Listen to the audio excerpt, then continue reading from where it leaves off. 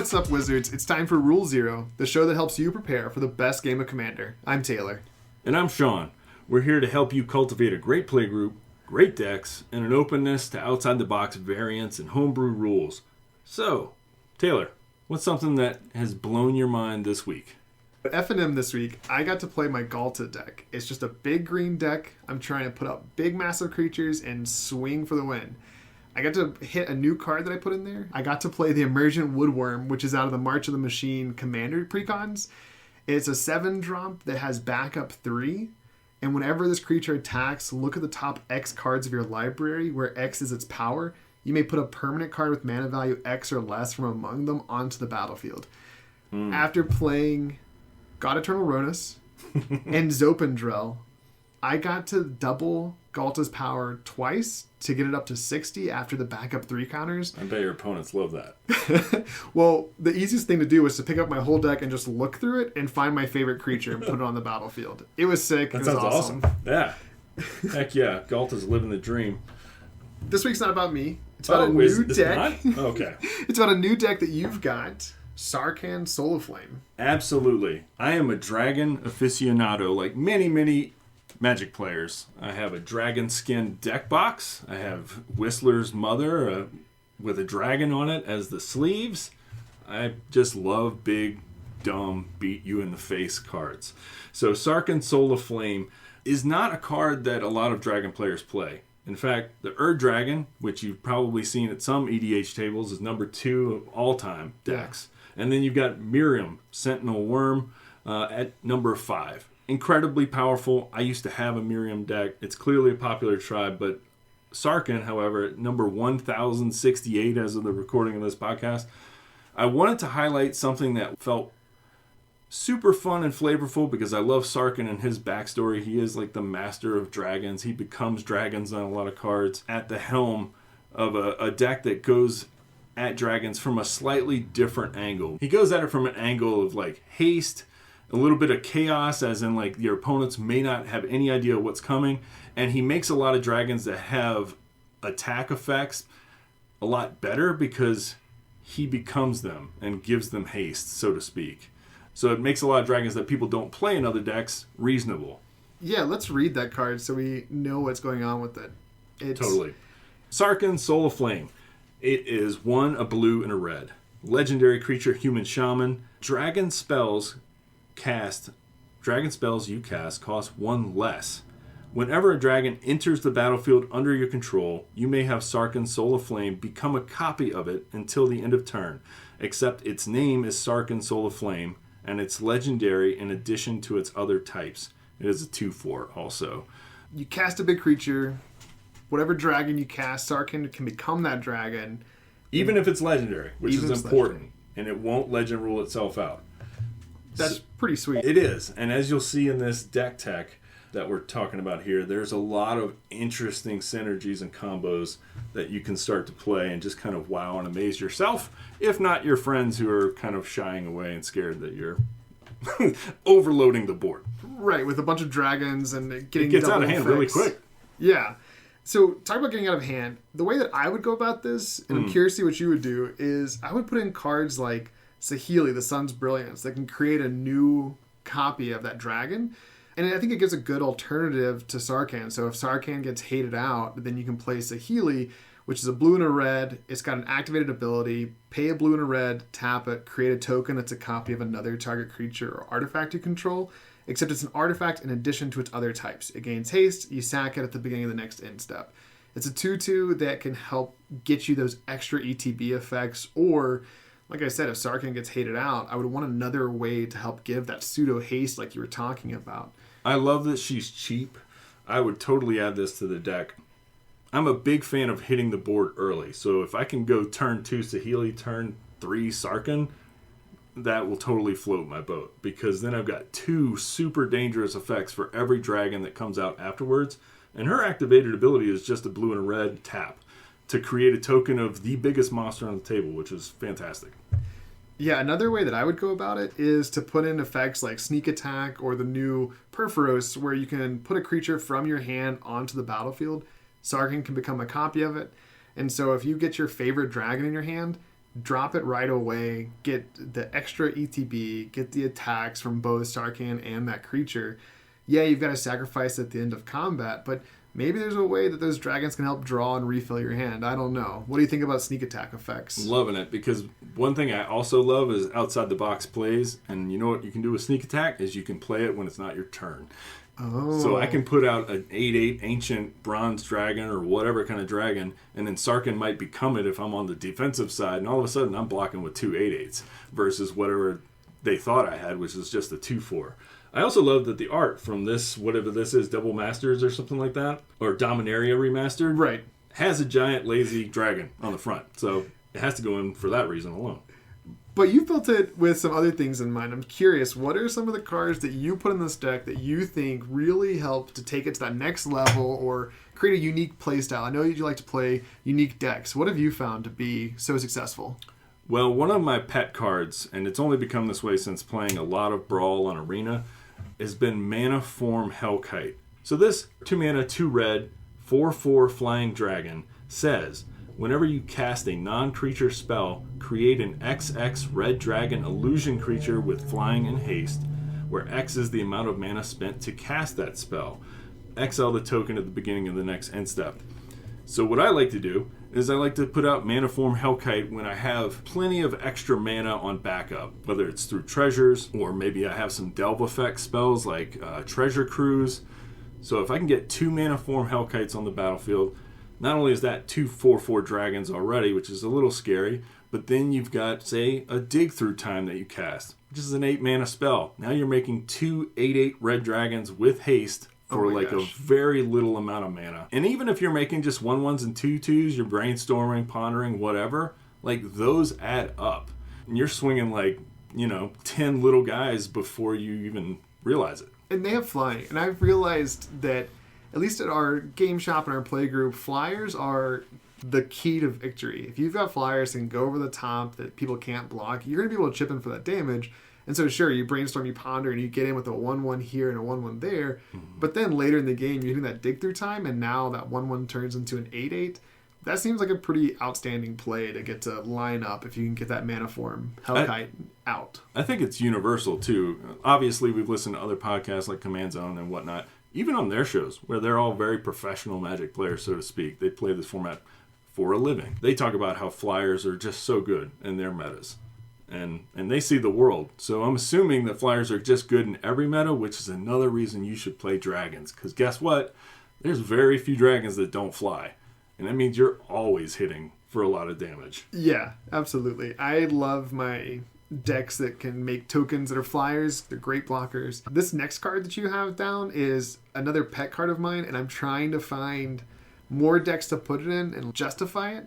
I think I found a home in my Raft deck. I don't know. But tell me about this next card. Yeah, so C Double. It's an instant from March of the Machines for 2 colorless and 2 blue. This spell can't be copied because they didn't want it to be broken. You choose one. Or if an opponent has 8 or more cards in the graveyard, you may choose both. You can copy target spell. You can choose new targets for the copy. Or you can create a token that's a copy of a target creature. On my Sarkhan deck, I tend to run more of these spell clone effects rather than creature clone effects because I want to trigger things like Mana Form Hellkite. Oftentimes, I'm holding back mana. I'm in blue, so I'm always representing counterspell or some kind of instant speed action. And in a pinch, if I'm not on the aggressive side, I can cast C Double as a defensive card and then all of a sudden make tons of dragons on the board where there were none before. And I just love that element of surprise. Absolutely. I think that, especially with the idea of Mana Form Hellkite kind of being the impetus for why you're playing C Double or how you get to play those types of effects, a card that I've really loved recently is out of March of the Machine as well, Breach the Multiverse. And so if you get to copy that, that's insane. Hopefully you win the game at that point. Or everybody just kind of shuffles up and is like, all right, let's go get lunch. Yeah. We've got some of what we call the more Timmy combos in the deck. What are the things that are just going to make your little kid brain explode, like the meme, where the mind is just like exploding into a multiverse or whatever of colors. Right. Some of my favorites for this is how I know I'm having a great time at the table, even if it doesn't mean a great time for everybody else necessarily, is combo is Kaiga the Tidestar with Rite of Replication.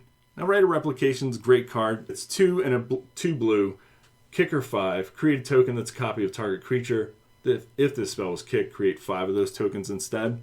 And Kaiga the Tidestar is the old Kamigawa dragon legend, flying 5/5 for 5 and a blue. When Kaiga the Tidestar dies, gain control of target creature. And this is where you abuse that legend rule. And you put out 5 Kaiga the Tidestars plus the original one.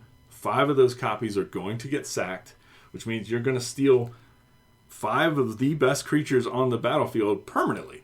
Yeah. They don't get them back. 9 mana, take the 5 best creatures out there. Sounds pretty good. In a format with a lot of creature decks, this can be crushing. Imagine if I took your Galta. No. And then I took 4 other creatures that were also scary. Yeah. At that point, I feel like I'm in a commanding position. Yeah. If you're stealing those best creatures, then I think you should be winning the game soon. And like you said, you like to hold on to those cards till you're later in the game able to do it. And Rite of Replication is a great card because worst case scenario, you cast it a bit early, sure, and you get a copy of a great creature. Or like you said in this scenario, you cast it a lot later. Absolutely. Another Timmy combo I love is Wrathful Red Dragon. It has Wrath in the name, so I think it's kind of hinting at what it does. It's 3 mana, 2 red for a flying 5/5 dragon. Whenever a dragon you control is dealt damage, it deals that much damage to any target that isn't a dragon. This is like that new dinosaur that's doing that in that Pantlaza deck. So Absolutely. Whenever damage is dealt, so this next card you paired it with seems brutal. Well, it's just the tip of the iceberg, to be fair, because red does one thing really well, and that's wipe the board with an insane amount of damage. This one, Blasphemous Act, is a card you've probably seen. 8 in a red, costs 1 less to cast for each creature on the battlefield. It deals 13 damage to every creature. So let's say you've got Maniform Hellkite, Wrathful Red Dragon, and that's it. Period. And the board is getting overwhelming for you. You need to clear it. You cast Blasphemous Act for 1 red mana because, like I said, the board's overwhelming. All of a sudden, you're dealing 26 damage because of Wrathful Red Dragon's effect to whoever, whatever you want to. Straight to the face, 26 damage, and this is like the bare bottom of the barrel sort of thinking. Right. This is not Christmas Land. Right. So like you're dealing 26 damage to a player, you can take them out. Like late in the game, not hard. And you can split that up too, because I think it's 2 triggers, right? So yes. If Blasphemous Act does this to the Wrathful Red Dragon and your mana form, you can hit 2 people for 13 even. Yeah. I also run in this deck Star of Extinction. Oh. Which destroys the land and does 20 points of damage to each creature. So for me, if Blasphemous Act doesn't get the job done, Star of Extinction will. Which seems quite fitting. Absolutely. So I think you've got some really cool things in here. When we were talking about this episode and trying to see what would work for Sarkhan and things that wouldn't work so well, we came across some cards to be kind of careful of. And I've seen these next couple of cards in a few decks, and I think the people that are brewing this deck default to just typing in Dragon into Scryfall and they find their favorite ones, or maybe they're building it out of their collection from recent sets. And I've got 2 cards that I think are kind of trap cards. Like you play these 2 cards thinking that they're good because they're dragons or they have like cool effects, but they're not actually going to be working with what Sarkhan wants to do for his game plan. Sounds like he wants to be able to reduce the cost, play a bigger dragon ahead of curve, and get the effects right away because he gets to swing in. So this first one, I think is... It's hilarious. That's what it is. It's great if you've got a lot of mana and you get the reduction from Sarkhan as well, and it has haste, which is great, but it doesn't trigger Sarkhan in a meaningful way. If you choose to let it affect Sarkhan, I think Sarkhan dies. He just kills himself. Yeah. So the card I'm talking about is Shivan Devastator. It's an X spell. It's red and X. Flying haste. It enters the battlefield with X +1/+1 counters on it. And so if you dump a lot of mana into this, you can have a big swingy play where you're coming in with 10, 15, how much ever damage right away. But because it's a 0/0, if Sarkhan becomes a copy of it, it just nukes himself, right? Yeah, absolutely. And if for whatever reason you've got this in your Sarkhan deck, no shame, but replace it with Fireball, because you know what Fireball does that this card doesn't? Triggers Maniform Hellkite. It would trigger this next card too, but I think, again, we were talking about like in an ideal line of play, I'd much rather play that Saheeli that I mentioned earlier than this card. And this one I think is coming up in like a fifth of the decks, a fourth of the decks on EDH Rec. And that's Sprite Dragon. It's a blue and a red. It's a 1/1 with flying haste. Whenever you cast a non-creature spell, you put a +1/+1 counter on Sprite Dragon. I think it's a great like alternative threat. It's something that can build up over time. But I think the impact isn't what you want out of a dragon. And in this case, I'd much rather play a piece of ramp to help me get to that next bigger dragon. I could play a Signet or whatever it might be just to help get me to some of those bigger threats that you have in the deck. Yeah, I agree. This version of Sarkhan is all about utilizing Sarkhan to make heavy punches in the air with giant dragons. Whereas the Sprite Dragon is much more about like a spellslingery type build, which you can totally do with blue-red dragons. That's a great build. You use like Galazeth the Prismari or whatever to do that. But Sarkhan's much more concerned with just like a Mike Tyson knockout punch. Yeah, and talking about big punches, I think this next card that you have on here, I think it's the difference between a Mike Tyson punch and a Muhammad Ali punch. Like, they're both going to knock you out, but I don't think that you can tell the difference between which is which. So tell us about this card that you think is in way too many decks. Absolutely. So in 51% of Sarkhan decks through EDHREC.com, they play Crucible of Fire. It's a 3-mana red enchantment. Dragon creatures you control get +3/+3. I love the Big Timmy energy, right? I don't want to shame people for playing this card, but dragons are huge. Like, I'm looking through my collection here. I've got 6/6, 7/7, even 8/8 power. Mm-hmm. You're copying that with clone effects. You don't need this random enchantment that doesn't do anything when it hits the battlefield, which was my biggest problem with it. It has so little effect, and it puts a target on your head saying, I have even scarier dragons now, which to me is kind of a downfall of it. Yeah, I think that this is one of those cards that it has really high ceiling in terms of like you can increase your damage, you can do some cool stuff. But like you said, if you cast this onto an empty board just because you want to try and use your mana, and then everyone at the table looks at you and says, oh, as soon as he casts the next dragon, it's going to be big. Mm-hmm. My test for all the cards in this deck is, does it impact the board when I play it that turn? Because like I said, I'm just trying to win the game right there on the spot. And if I'm drawing a Crucible of Fire, I'm not winning the game on the spot. I'm just hoping to draw another card on top of it because it won't do anything. And I think that's what Sarkhan really wants to do, right? Is he wants to impact the game immediately. You cast these big spells, and normally you cast these big 6, 7, 8 mana creatures, and you've got to wait a whole turn to get to swing in with your Udvara Hellkite or whatever. Right. But Sarkhan says, no, I want it now. Yeah. And so then you get to swing in, right? Absolutely. So this next one, I've also seen in 51% of decks on EDH Rec, and it's Renari, Merchant of Marvels, a legendary creature dragon artificer for 3 and a blue. It's a 2/4. It says you may cast dragon spells and artifact spells as though they had flash. I like the flash aspect, but there's something about this card. It isn't a bad card, but I feel like it's much more for an artifact deck than it is for a dragon deck. I don't know. What do you think about it? I get it. I mean, you want to be able to hold up your mana for different options. If you're here in blue, you want to hold up some counter magic, and if you don't use it, it's great to cast in a dragon at the end step of the player before you, but at the same time, I don't know, I just think that it's not as impactful. If I draw that, I'd much rather have drawn that sneak attack that I talked about, because for 1 mana, you can sneak in any dragon or any creature that 100%. You've got. Sneak attack's so much better than this card. In addition, like, if you're really bent on playing this kind of style, I'd rather play Leyline of Anticipation, just for the fact that it could come out on turn 0. And it's not as easily killable, right? Because it's not a creature. Right. Yeah, I think that Renari dies pretty easily, and say that you cast this on your turn, the next person on their turn says, oh, I've got this generous gift in my hand. How about you have this 3/3 elephant instead, and you've just wasted 4 mana. I think the biggest test for the deck, honestly, is if you care about Sarkhan, imagine yourself playing Renari. Am I going to copy Renari with Sarkhan? Right. The answer is no. Like, there's no reason to. It doesn't even fly. It's one of the few dragons that does not fly. So it doesn't even help you get in. And to me, that says it all right there. You do not want to even have this guy in your deck, in my opinion. No, that makes sense.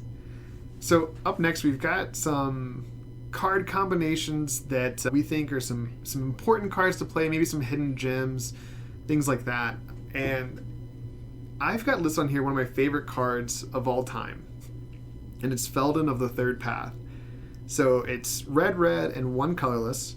It's a 2/3 human artificer. It has an activated ability, 2 and a red. Tap it, put a token onto the battlefield that's a copy of target creature card in your graveyard, except it's an artifact in addition to its other types. It gains haste, sacrifice at the beginning of the next instep. I love this card because if your biggest dragon gets Path to Exiled, no. If your big yeah, not a Path to Exile. Then it's just gone. If your biggest dragon gets destroyed, or you have to clear the board with that Blasphemous Act synergy you were talking 100%. about. Why not do it again with Feldon? Yeah, put them back out there. And I think this is a great way to recur it. Now, again, I like to kind of think about decks as what happens when my commander isn't on the battlefield? What are some other synergies that I can build in? He's another 3-drop. It can help to get some extra benefit. And it works with Sarkhan because that token comes on the battlefield, Sarkhan sees it. It can become a copy of it as well.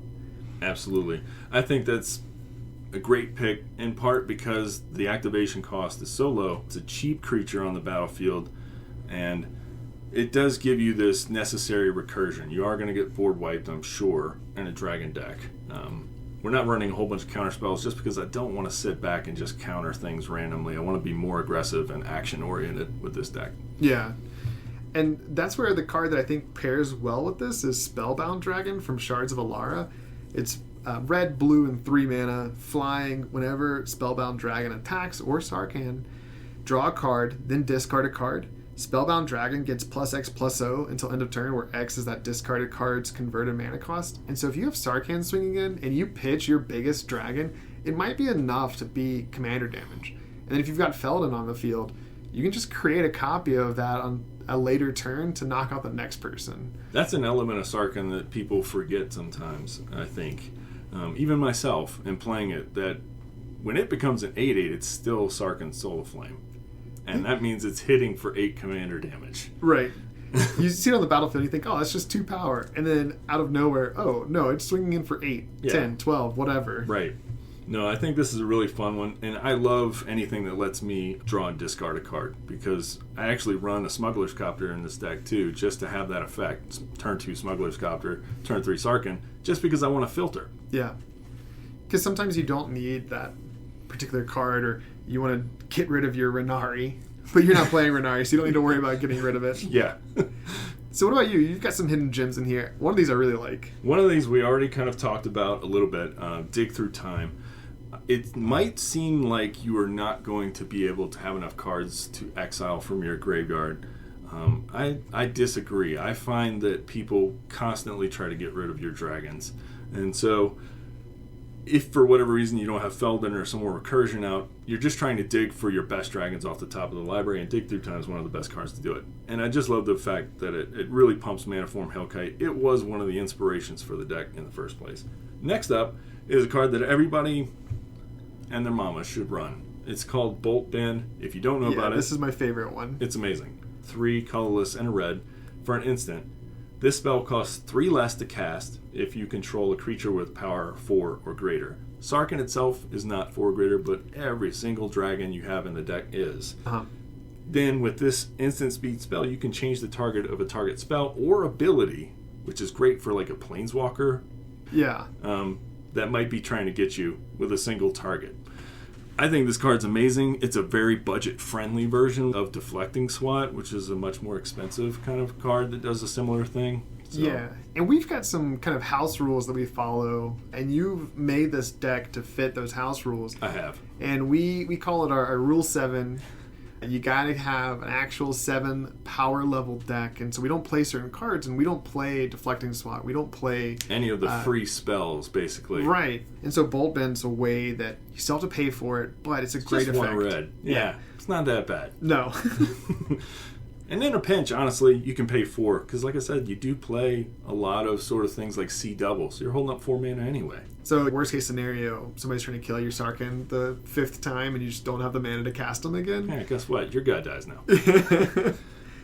So some cards that I think we should also be careful of, but I think are really popular right now, are 2, I think, that really stand out for me. And the first one that I really want to talk about is Roaming Throne. I feel like in these typal decks where you care about a creature type, Roaming Throne is seeing this explosion, right? It's great in the new Merfolk decks, it's great in Sliver decks, it's great in whatever type of Kindred playstyle you're pursuing. But Roaming Throne is a 4 mana 4/4 with Ward 2, because of course, why not? As Roaming Throne enters the battlefield, choose a creature type. Sure, choose Dragon. It's a dragon in addition to its other types, and if a triggered ability of another creature you control of the chosen type triggers, it triggers an additional time. And I think my problem with this is, sure, some of your dragons have great attack triggers. Some of them have great ETB triggers. But like we've been talking about, it itself doesn't come down and do something for your board, because I just don't think that Sarkhan wants to turn into a Roaming Throne and Absolutely then not do anything when it attacks. What do you think about a card like this?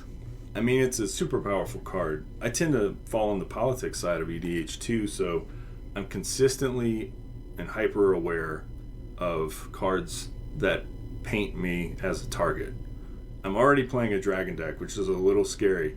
And one of the reasons that Sarkhan's good in the first place, just a small aside, is because he's not Miram and he's not Ur-Dragon. He's less threatening to people, and I think even less threatening overall. Yeah. Honestly, than a Ramos Dragon Engine or something like that. So you put out a Roaming Throne, I feel like all eyes turn to you. Yeah. It's just a frighteningly good card. Yeah, you're talking about Miram. I think if people sit down across the table from Miram, they're going to say, I can't let that card stick around. Right. Yeah. And so as soon as you cast it, it lands on the battlefield. People are thinking, okay, I've got to pay its ward cost. That's fine, but I have to get rid of Miram, because if they get to untap, it goes bonkers quickly. And Roaming Throne, I think, is a card like that too, where it paints that target on you. I think we talked a lot about the impact of this deck and how quickly it wants to play. If you cast this and it sticks around, that's great, but you took a whole turn off to do it, and you're going to get double the effect for some of these cards anyways, since Sarkhan's getting you that extra effect. It's becoming a copy of that Ancient Brass or Ancient Copper Dragon, whichever one. Yeah, turn 4, I'm getting Roaming Throne in my hand, say. I would much rather have Goldspan Dragon. Okay. Hit people for 8 damage, create 2 treasures, then make 4 mana. Yeah. Epic. Roaming Throne, I put it down, it does nothing. Yeah. And makes everyone scared. And two, we've talked about flying and how important that is. Sure, Roaming Throne becomes a dragon, but it doesn't give itself flying when it does that. Nope. I think that's a card that maybe just be cautious of. Like, be aware of that play pattern when you have Roaming Throne in a deck like this. I think it paints a huge target on your back, but it's also potentially not the speed you want to be playing at. Right. Agreed. I don't know if you wanted to talk about this Bone Horde Dracosaur. Recency bias, I think, comes into play here. Yeah. People see this card, it's new, it's splashy. They opened it in a pack because they were drafting. They bought some packs from Lost Caverns of Ixalan, and they say, oh, I got this really cool mythic card and I want to play it.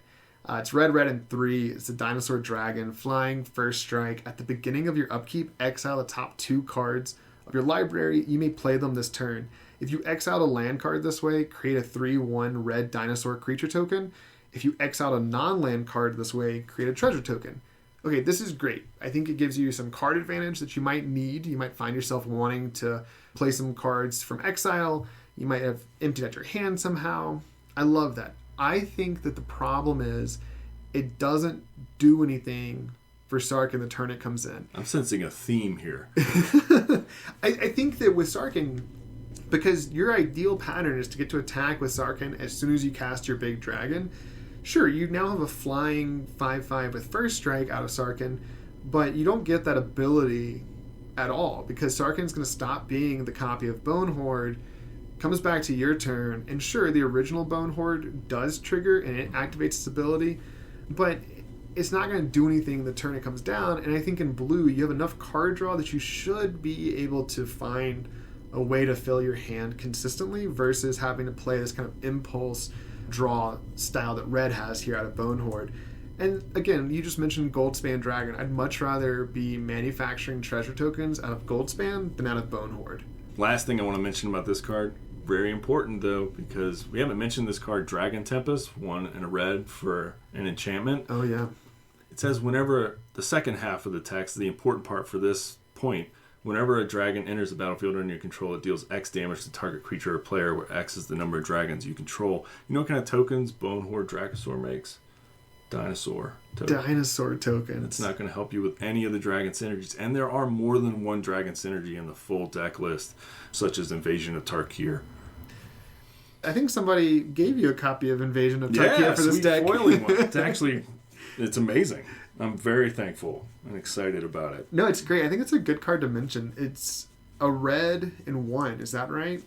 Yes, it is. A red and a 1. It's a battle. Siege. 1 and a red. It has 5 on the bottom. Do you know what that nomenclature is for battles? Those are the defense counters. Okay, it has 5 defense counters on it. So as it enters the battlefield, choose an opponent to protect it. You and others can attack it. When it's defeated, exile it, and then cast it transform. Its initial ability is, when it enters battlefield, reveal any number of dragon cards from your hand. When you do, Invasion of Tarkir deals X plus 2 damage to any other target, where X is the number of cards revealed this way. Oftentimes it's enough to get rid of like a Deathrite Shaman or whatever. And that's all you really care about.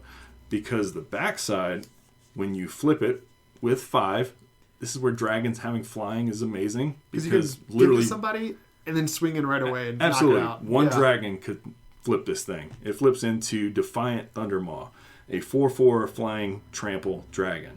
And it says, whenever a dragon you control attacks, it deals 2 damage to any target. That will trigger a whole bunch, but it won't trigger with dinosaurs. Right.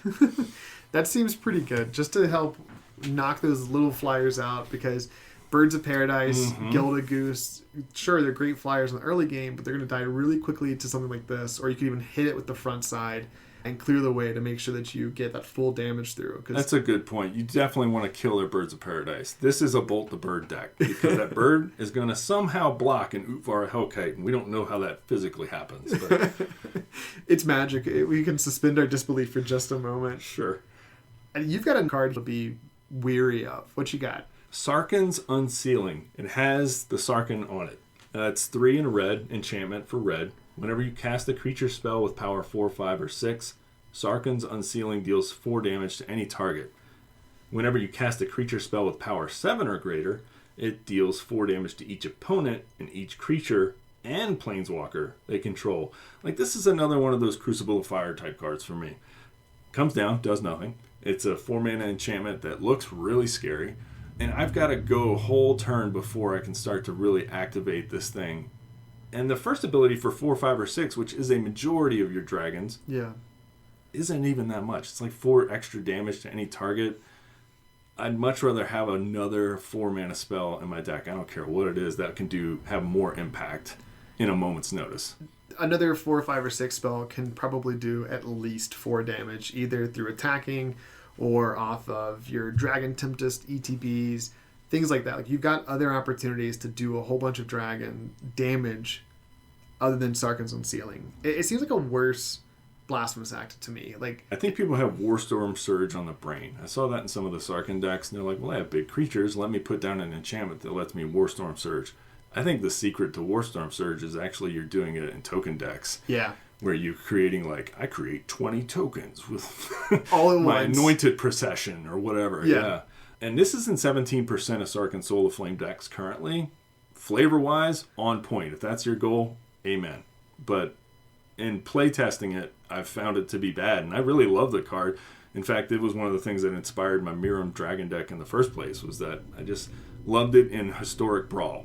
Well, it's not great in EDH. I think it's too slow, and I think the whole format has just sped up over time. And so if you're taking a turn off to cast this, sure, you might be building up for a better board state later on, but you're probably creating a threat target that causes more harm than good in the long run. And I think when we talk about the fun of decks, you're playing red and blue with this deck. You do not want to be in a world that green players are in, where they just play a big dumb thing on their turn, and on everyone else's turn they just sit there helpless. Right. waiting to see if it's destroyed or whatever. With Heroic Intervention and stuff, that's changed a little bit over time, but you're in red and blue. The sky is the limit what you can do at instant speed. Yeah. So, some final thoughts on this deck. You've been playing this for a while. You seem to really like it. Love it. I love the way this deck plays out. I've played against it only twice now, but it is scary when it pops off, but it does it in a really cool way where I don't feel like you're racing to the finish line, although we got there faster than I expected. So what are your final thoughts on this deck? What are some things that people should be aware of when they're building Sarkhan or playing Sarkhan? Well, the joy of playing Sarkhan is to just become a 12-year-old all over again in your head. It's unimpeded damage over the top, the way Magic used to be played back in the day. Like when a Sarah Angel took over the game, this is the same feeling that you get with this deck, because there's so many people that don't play flyers. I'm unbound. I can just hit people for 5, hit planeswalkers over the top of the head quickly and at instant speed. Like that turn, everything's hasted. Boom. And there are some combo finishes that I really enjoy because, like I said, I love to be able to do the one-punch kill. So sometimes that Dragon Tempest and Defiant Thundermaw all come together like a beautiful dinner and just smashes everyone for 1,000,000,000 damage. My final thoughts are just 3 words. Double Utvara Hellkite. Fantastic. I don't know if you weren't in the game when it popped off that way. I don't think so. What happened there? So, turn 1, Soul Ring. When I was playing Soul Ring in the deck, I no longer am to meet our Rule 7. However, on that game, it was turn 2 Sarkhan, turn 3 Goldspan Dragon, tapped and attacking for 8 damage, creating the treasures. The turn after that, I played Utvara Hellkite. Made Sarkhan a copy of it. And then I also had a Goldspan Dragon. So I attack with a hasted Utvara Hellkite, Goldspan Dragon, and then I'm making... Let's see, I have to do the math again. But it just started to get exponentially out of hand. So in that turn, both Utvara Hellkites triggered for 2 different dragons. I made 4 6/6s on that turn. Yeah. The turn after, I think I got up to like 36 dragons total or something.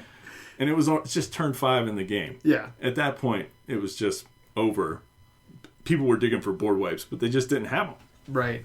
And I think that's important. We'll talk more about this deck building philosophy that we've started to adapt where we kind of powered down our decks just a little bit. And that's a great example of how Soul Ring can accelerate you to that point where you don't always want to be, right? Because just like we saw with Mirum and the Ur Dragon, you don't want people to sit down and say, oh, Sarkhan's going to do that thing. If they play a couple of games and you don't have Soul Ring, so you're not able to get that, turn 4 Utvara Hellkite going out, it's going to help you create a little bit of political sway where you can say, I just want to attack with this one hasty creature. And if it pops off, it does, but it's a little bit later in the game. You don't maybe have those feel bads where you've got 36 dragons out on the board and everyone's trying to catch up. I mean, turn 3 Sarkhan's just as fun. Like, you're not going to miss those occasional Soul Ring wins. Yes, it was a cool, crazy story, but everyone at the table was kind of like, I think, bored with it by the time it happened. They were just kind of like, okay, we're all dead, so dead. Because, and I think that's something to talk about for Sarkhan too. Okay, you get rid of the attacking Sarkhan. Well, the original dragon that Sarkhan became a copy of is still on the board. Mm-hmm. And so I think there's a bit of built-in resiliency for this deck as well. Yeah, absolutely. Because Sarkhan's just a 2/4, right? Yeah. So, yes, he is scary, but he dodges removal in that way. Because the Utvara Hellkite is what they're targeting, but that means that you've still got an Ancient Copper Dragon in your hand. Right. Or whatever. And then all of a sudden it starts all over again. Sarkhan becomes another huge threat, but then disappears. He hides in the shadows until the following turn. Isn't that part of the story? He went through the different timelines. So sure. maybe that's what's happening. He's just trying out different timelines to see which dragon he wants to be. He's living his best life. If you look at the art, he is just letting his hair out and he's having a great time. Yeah. I think you watched Barbie or something. Yeah, totally. So tell me about these last 2 cards and why they are so important in this deck. The ones I want to talk about, Ancient Silver Dragon. It is 6, 2 blue, flying 8/8 Elder Dragon. When Ancient Silver Dragon deals combat damage to a player, roll a d20, draw cards equal to the result, and then this kind of hidden clause on the bottom which stays even if the dragon disappears from play. you have no maximum hand size for the rest of the game. I mean, Sarkhan gives this haste and surprise. I like to say the surprise element too, because even though it's kind of in the haste word itself, when you play Ancient Silver Dragon in decks, or at least when I have, like, people are not shocked by it and they're ready to block it or stop it or whatever. They find a way to interact with it. They find a way to interact. Yeah. But when you're playing it, you're choosing your shot with Sarkhan. You're like, I can see defenses are down on the table. They paid a bunch of mana to destroy my Uvar Hellkite last turn. Guess what? Everyone's tapped out. Ancient Silver Dragon comes in and draws me. And if you only draw one, whatever. It's a funny story for EDH. But if you draw like 16 or 17, I mean, it's just blissful. I'm curious about the math on rolling the D20. I mean, I would assume that the average is that you're drawing 10, right? Right. Or 9 or 10 or something. And you're at least replacing itself, right? And you hit for 8. Yeah.